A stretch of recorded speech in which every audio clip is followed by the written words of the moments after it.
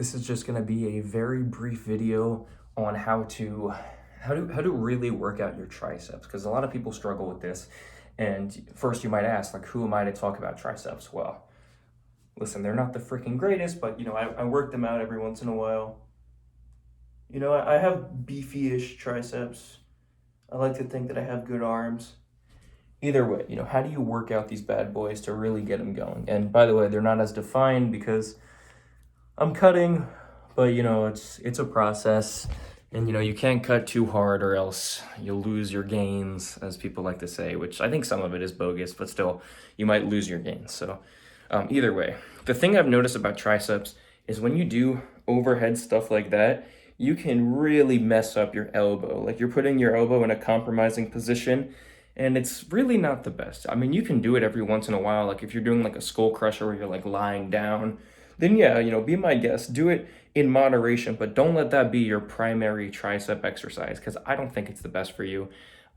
I've been in talks with a professional physical therapist, and he was also mentioning the same thing, that a lot of people, they have a lot of like tricep inflammation, like tendonitis, or I guess elbow inflammation, should I say, like tendonitis and stuff like that in that tendon that connects the tricep to the elbow.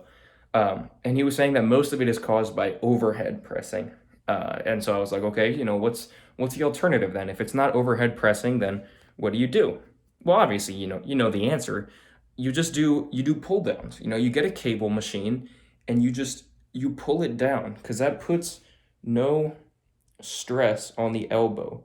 There's no mechanical stress. This is mechanical stress on the elbow. The weight is pushing down on that tendon, whereas with this, there's no mechanical stress. It's just your tricep pulling it down from about right here.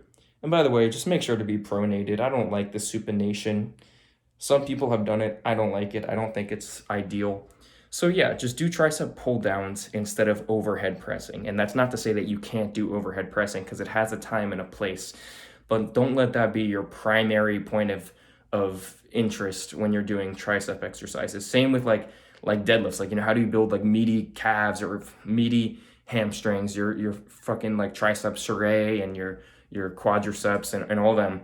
If you do deadlifts, it's freaking fantastic, right? If you do deadlifts every day, say goodbye to your back, unless you have immaculate form, unless you're like Arnold Schwarzenegger or like Ronnie Coleman. Actually, Ronnie Coleman's a terrible example.